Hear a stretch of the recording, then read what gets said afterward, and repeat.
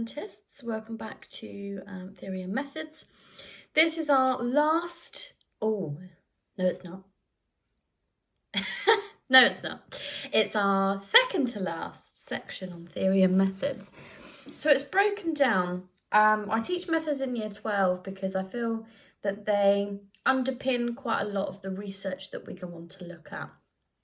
And then the theory, again, underpins pretty much every module that we do in sociology. So it's done at the end of year 12 so that you can apply knowledge to it from family and from education. And the same, when it comes to year 13, you can also apply it from crime and deviance and belief. So it's done at year 12 for a reason. Then within theory and methods, we obviously have our fundamental perspectives, Marxist feminism, blah, blah, blah. Then we also have some debates. So things like, is sociology a science? Should we have values in research? And today we're going to look at, do you know what, one of my favourite parts of the whole course is social policy. It's the one that students hate the most because it's quite political. But I kind of wish I did a politics A level. I think it's fascinating, really. So can we and should we be using sociology to guide social policy? Okay, now just a quick recap on social policy. Things like sure starts in the education module, education reform zones, are all policies put forward to try and make society better. But every political party, whether it be Labour, Conservative, Lib Dem, has a ideology, has a view that they want to push. Okay, that's what we're going to discover in this. So it is quite political in the sense that, you know, should it be a useful mechanism to guide and help society, or is it used for something else? So a quick recap quiz. I'm going to always keep banging on about interleaving knowledge, embedding from what we've learned so far in year 12. So as well as doing your sort of catching up on knowledge and teaching yourself, which I fully understand that is a hefty amount to be doing for 3 A levels. I do fully understand that. Try and take some time, whether that be, you know, you dedicate Friday to it or you dedicate your afternoons or whatever. Just trying to do a little bit of embedding of previous knowledge, whether it be an hour for each of your A levels or whatever. You know, set yourself some revision plans or a timetable. Go back over some of the stuff we've done so far. These quizzes are there to help you. So I have some questions from previous topics and the answers. And if you think, actually, I have no idea how the education system could be institutionally racist, guide your revision to that. So you can sort of use these lessons to guide your embedding and your interleaving of content. So 4 questions there. Education, family, theory and methods, theory and then methods. What do you know about those? What don't you know? You can pause this and discuss it. And then I'll put the answers up now. And then you can maybe guide some of your revision to that. So things like marketisation policies and conservatives, ethnocentric curriculum, so a lot of focus on white British history, critical racist theory, access to opportunities like gifted and talented programmes. The majority are probably white British, I imagine. There's a whole study from Sewell. It's a really, really good one, 2008.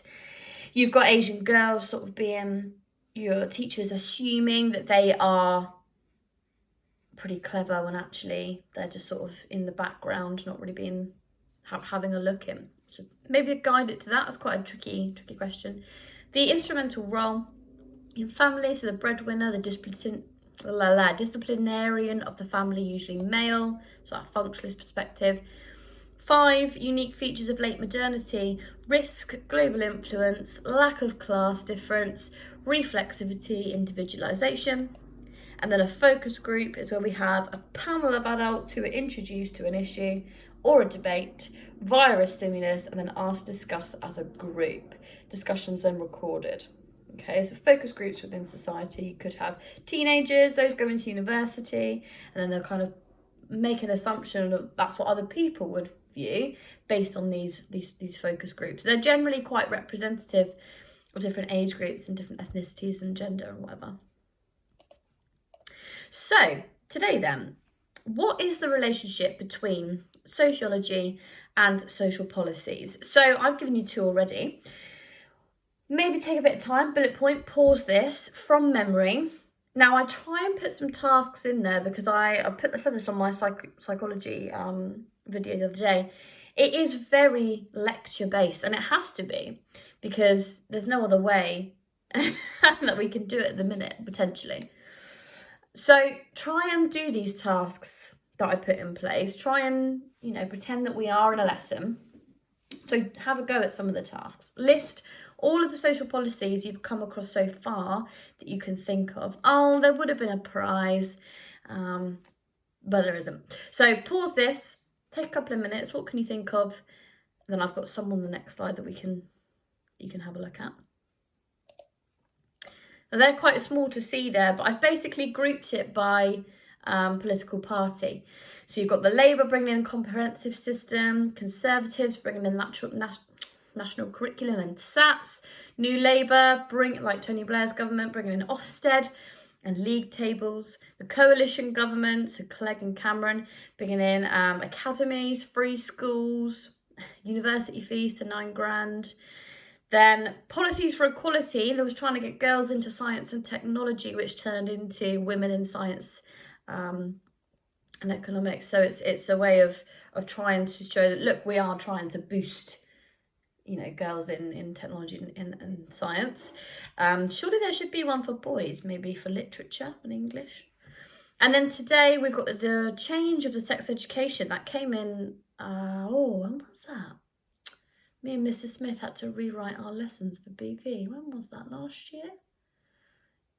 Pretty sure it was last year, to bring in things like knife crime, to bring in things like, what now do we do? Adoption and fostering, bereavement, FGM. So really these changes in society that we've seen, we've then had to adapt our curriculum to match it. And bringing it a lot closer, a lot forward. So in year 8, you're learning about gangs and knife crime.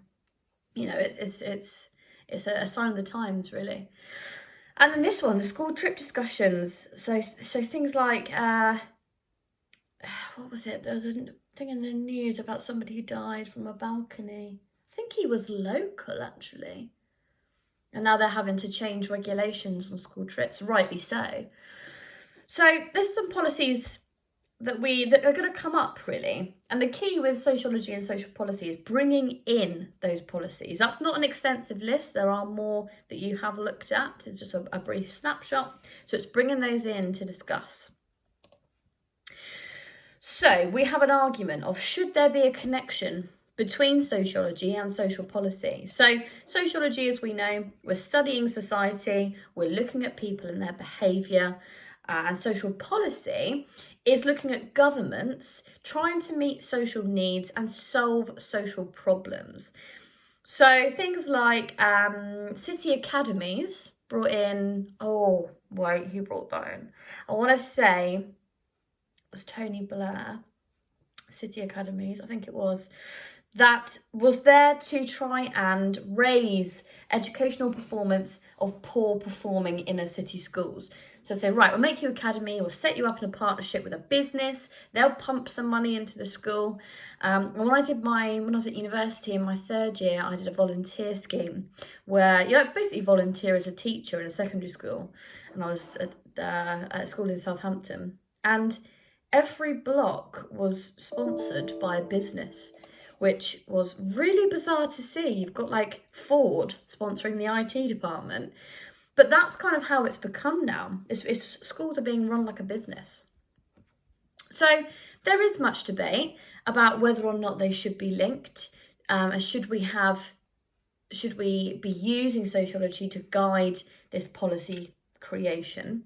What do you think? Do you think it's useful to have those individuals who are researching certain social groups to maybe improve their lives, or do you think actually they have their own values? If we go back to values and ethics, is it not unethical for them to be placing their own values on research? So, that was a picture of Wellesley there. That's annoying. So, social problems and social policy. A social problem, then, they're two different things, is like a piece of social misbehaviour that causes public friction.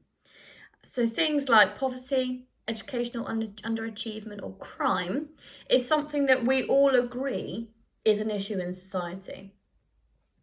Whereas a sociological problem are where something occurs which may not be deemed a social problem, but are quite interesting to investigate. So things like why people stay in unhappy marriages, why certain people succeed at school, why do certain people obey the law. So either way, whether it's a social problem or sociological, sociologists are called upon to produce research and try and look at behavioural patterns.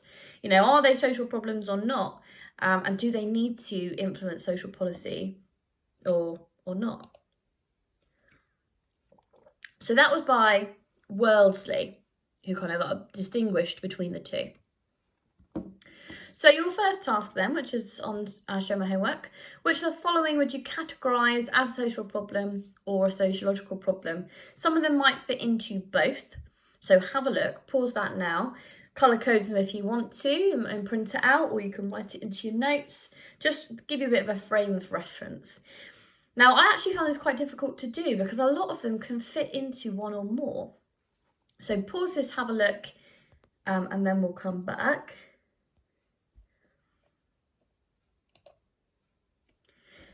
Then I've kind of done it like this. So yellow is a social problem, blue is a sociological. You might have something, a bit different, or you might think actually that falls into one or two. So social problem, improvements in working class, under educational achievement, effects of unemployment, knife crime, insufficient community care, child poverty. A sociological problem, why are less people moving about, social mobility, high levels of public interest in reality TV shows, why we're obsessed with Love Island, or some of us are, some of us aren't. It's a horrible guilty pleasure that BritBox has allowed me to fulfil. Long hospital waiting lists, more married women working, a spate of football, hooliganism, then low wages and low suicide rates. I couldn't really decide, so I think I put them in potentially both. I think they could be a problem sociologically, but also cause friction. Then task 2. So quite nice little booklet to go along with this lesson that you could be filling in notes from if you don't want to write it all down, or if you're going to come back and do a base revision on it. Read through the ways in which sociology can contribute towards social policy. So how can it be beneficial? And then challenge, try to think of as many of examples that we've looked at so far, all our different topics, family, education, that you could say are positive towards social policy. Okay, then we'll talk through them. Oh, my voice. So, ways in which sociology contributes. How is it that it's positive? So what it does, it provides an awareness of cultural difference.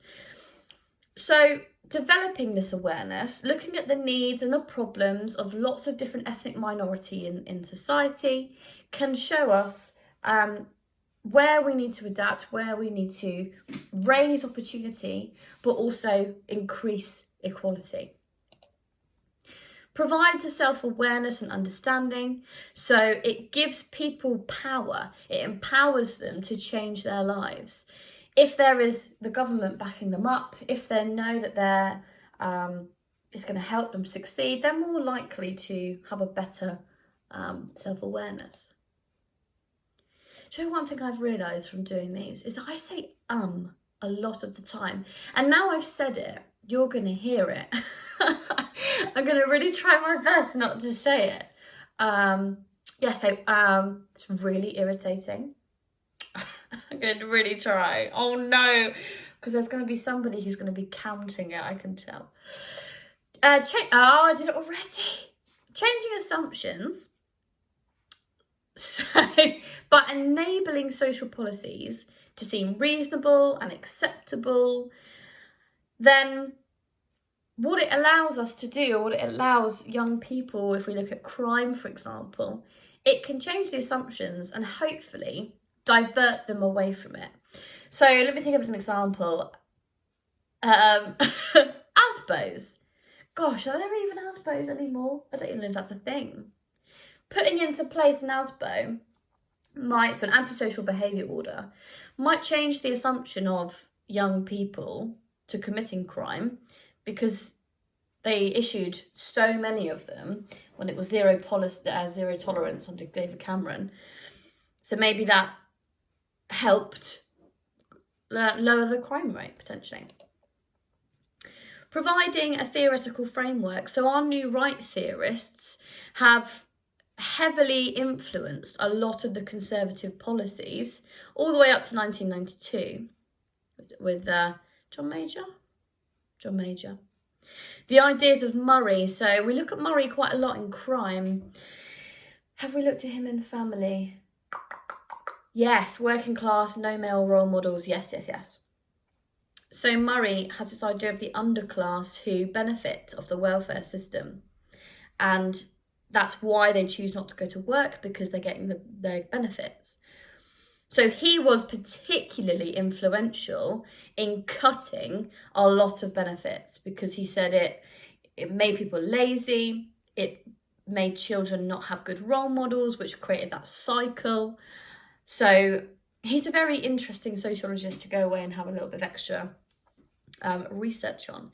But he was very influential in those cuts. What it also does, it provides a practical professional knowledge. So sociologists work in a variety of different fields, whether that be civil service for the government, social work, journalism, and they can conduct research and provide MPs and provide government with what is effective. They can carry out little pilot studies, they can carry out research in certain areas, feedback, and say, right, this is working, therefore this should be a policy. It has the key to identify social problems, so it can shape it, things like poverty, crime, one's not too bad, I can go with that. Things like not having a healthy diet, how that can affect children's education. So it can identify a lot of social problems. Provide the evidence, like we said, they can carry out their research, assess the effectiveness, and identify any unintended consequences. So things that may have emerged from their research that they weren't expecting, and they can, fill those pockets based on what they've seen so far. Now, Giddens, we've seen a lot in structuration, in social action theory. He's very influential in policy making. He has a recent book, which if you're really interested in policy, which I am, and I think I'm going to read, is called Over to You, Mr. Brown, looking at the issues of the aftermath after Tony Blair's new Labour, the third way. So his theoretical ideas are seen as setting a political agenda. So a lot of his work built the manifesto for New Labour, and that's why New Labour had so many educational initiatives. Out of all of the governments, Tony Blair's government put in so much to education that afterwards, when there were all these cuts, I think it was rife. You could see the effect of it. So some examples that are in that booklet as well. The Economical and Social Research Council, 2005, looked at pilot schemes to test policies. So a policy would be put forward, they'd carry out a pilot study to see whether or not it's having any effect. Wanted to see if it could be introduced to increase the participation in education post-16. So what you have to remember is that not everybody has to stay at school, until they were 18. They could leave at 16. I cannot remember for the life of me when that came into place, when it was raised to 18. Have a look. So the initial research was that, right, if we give people EMA, so we'll give them a weekly allowance, £30 a week of those who are sort of mainly actually working class, not a lot of high income in the family. My friend had it actually, EMA, when he was 16. Did he use it on education? No, he did not. That was a massive problem with the EMA. So he and a couple of my other friends were given EMA 30 quid a week. Where did it go? It was all in Morrison's, buying up goodies. And that's the problem. A fundamental problem with that. So the initial research was that EMA increased participation, so it increased people staying on post 16 by 6%. So then EMA was put forward, it was rolled out, and then cut because it was obviously not working. What we've also got here, the Centre for Social Exclusion, 6,000 children in Bristol, 1991-92.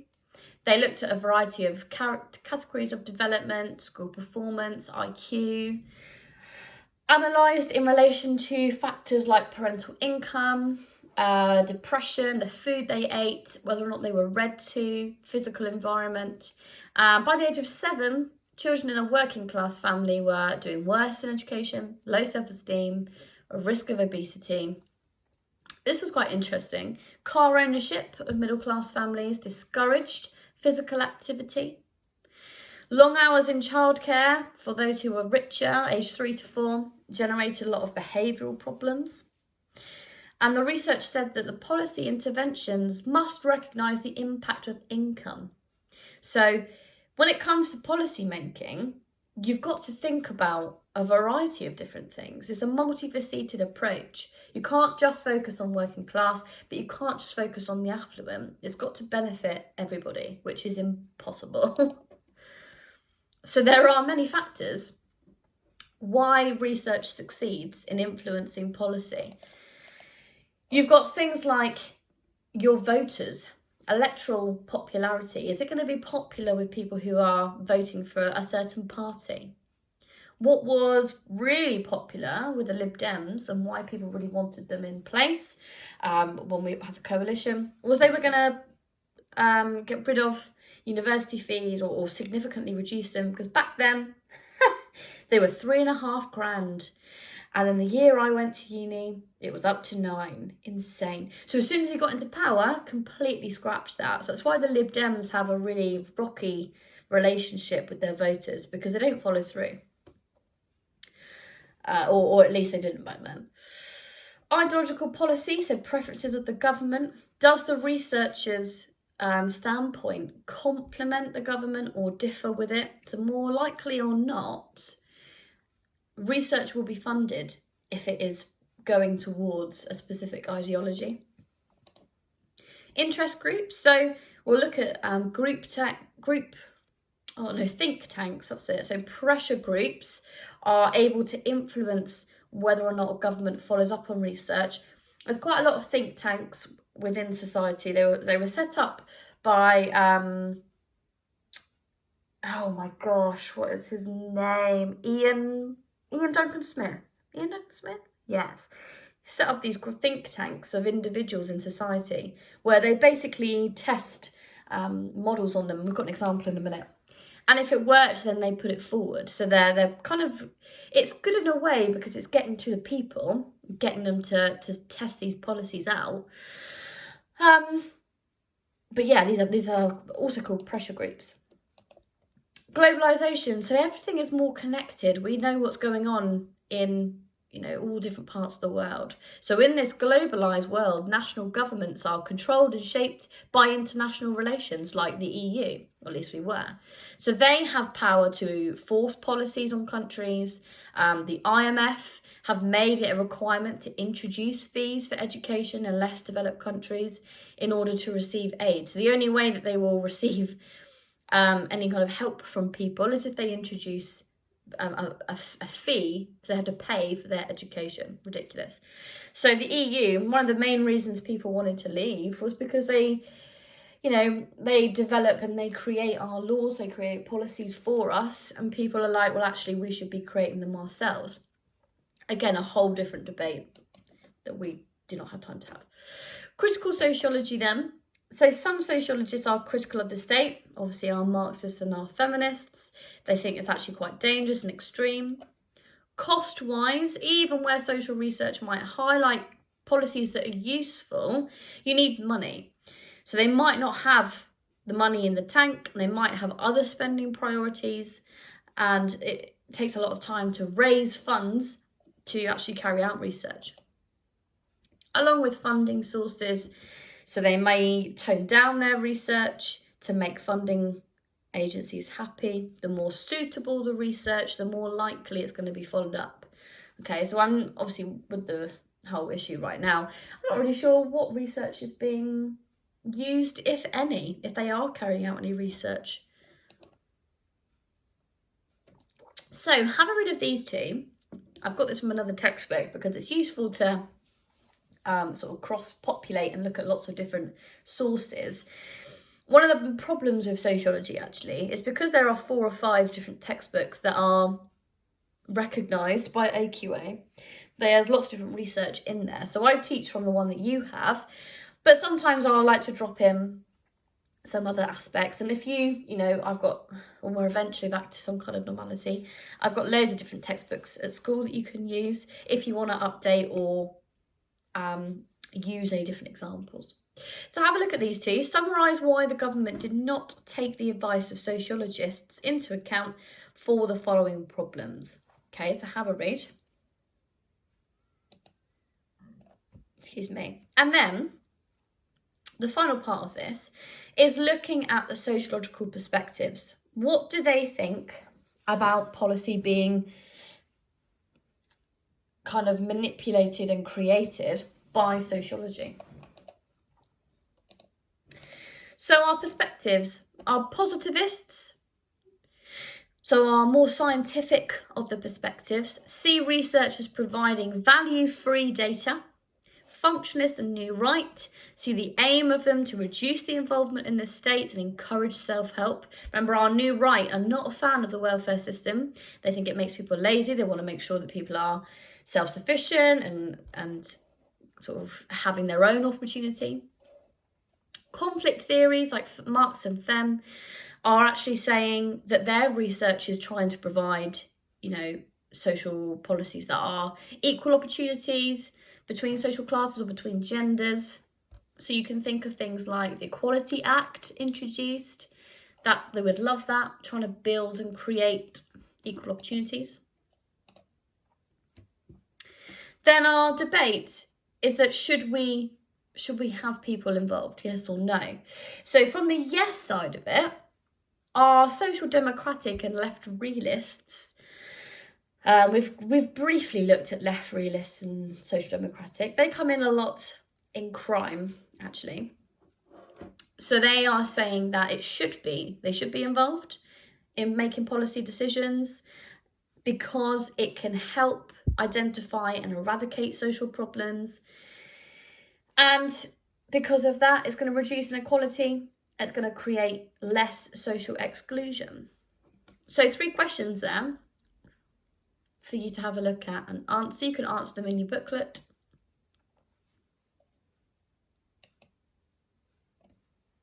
Then just a little bit extra on these two. So social democratic research.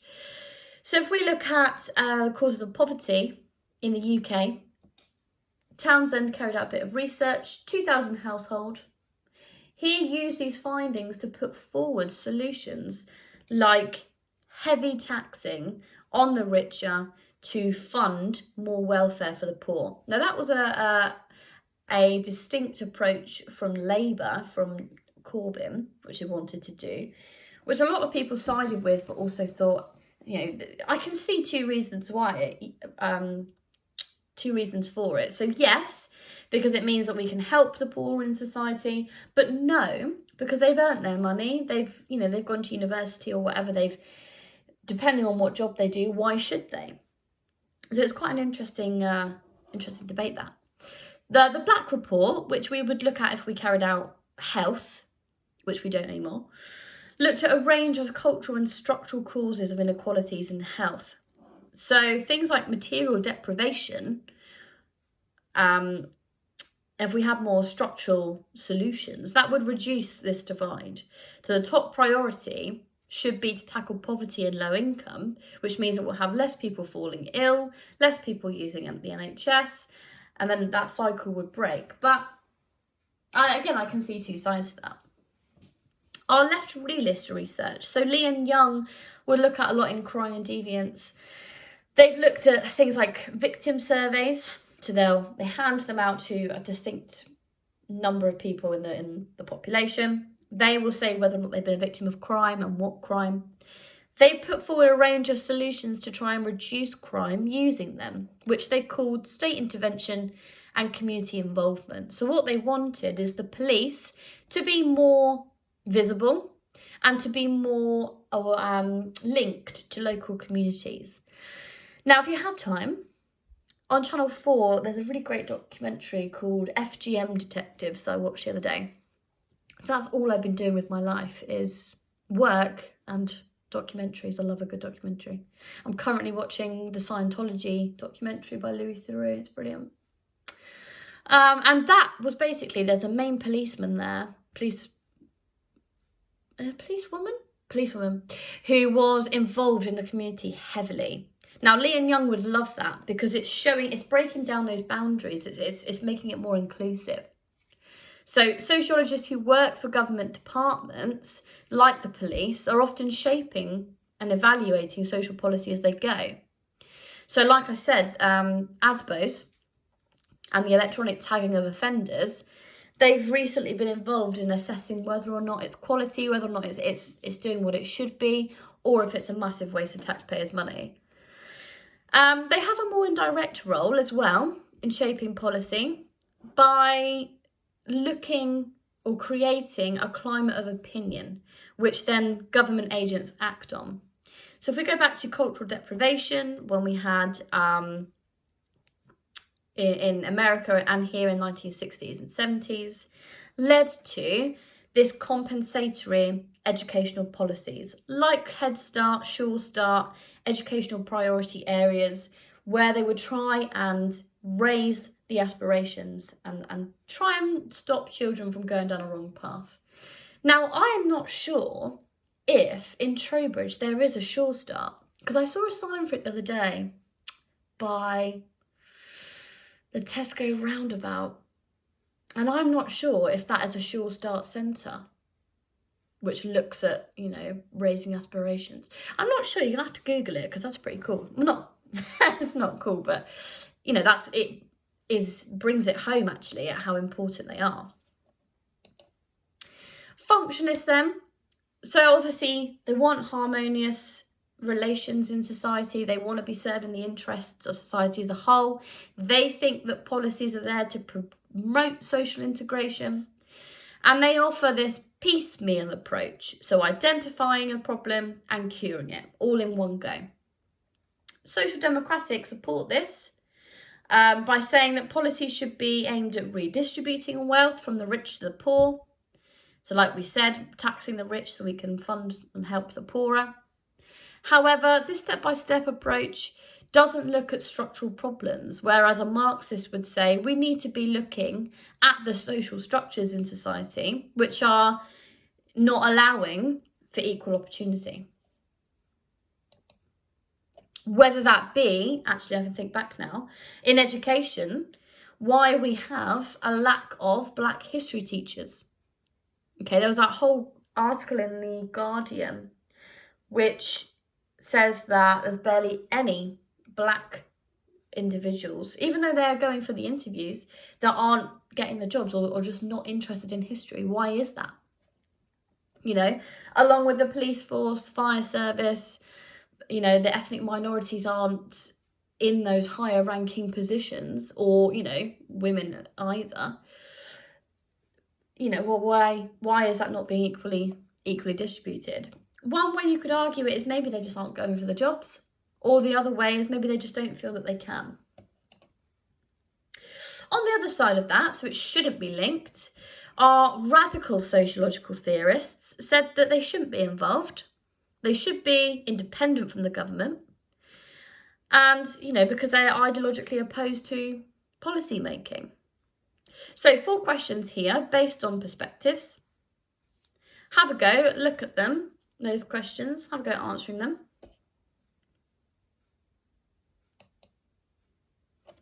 And then we'll discuss each of them. There's a lot for this. Whew, take a breather. pause me at any time and come back to me. So start with new right then. So our new right are, Fat Pat in family, who hates all the gays, lovely lady. The new right are often against sociologists making policy. They think that the state should have minimal involvement in social problems and that people should actually take their own responsibility for their life. So Murray, again, like we said before, generous welfare system, whether that be child benefit or living universal credit or whatever, it's a solution for poverty, and maybe it makes the problem worse. Makes people dependent. He calls them the underclass, which I think is pretty radical to come up with that term and accept it. But we have got contradictions in new right thinking. The new right says government should intervene only when it suits their beliefs. So things like propping up the traditional nuclear family, wanting to stop gay couples from adopting, restricting the rights of Romani gypsies. So they want to intervene when it suits them. And new right thinkers believe that social policies should emphasise the need for greater responsibility and state dependency, which we'll look at in Crime and Deviance, and then you can link all this back. Our Marxists, then, are against social policy recommendations on welfare. They think that if sociologists, so we go back to Townsend's research, encourage more benefits, it'll only serve to reduce class solidarity. So a Marxist would say the welfare system buys off the working class, gives them a bit of money here and there, and prevents them from realising their true class interests, and kind of stops them from breaking out of their class or breaking away from that glass ceiling effect to be better. Kind of keeps them in their place, as they would argue. So it can only be overcome, Westergaard and Resler are saying, through this proletarian revolution, not social policy, to create this communist society. They're saying that policy only serves the interests of capitalism. It provides ideological legitimisation, so it masks capitalist exploitation. It makes it seem that the system cares for the sick, the poor and the needy, so it keeps them in that false class consciousness. It maintains the labour force, so often, again if we did health, doctors are regarded as gatekeepers. And what that means is they can control how many people are off sick, whether or not they deem them to be off sick. They write the sick notes, don't they? So it keeps that labour force going. There are means of preventing revolutions. So when we have a class conflict, it intensifies the social policy buy-off. So like the creation of the NHS after World War II and the formalisation of education, they argue it stops them from breaking free, from breaking out of where they are now. But some Marxists do believe that it can benefit them. We'll look at critical sociology. That's our critical Marxists are within that. And the main aim should be to draw attention to the class inequality and try and combat that. So there are some that go against it. Feminists then are saying actually we shouldn't be involved. Often focus on things like the patriarchal nuclear family, which makes women dependent on men, reinforce stereotypical role as caregivers. Remember, we've got different types of feminists. So our liberal are saying that some policies are helping to improve the position of women, the Equality Act, for example.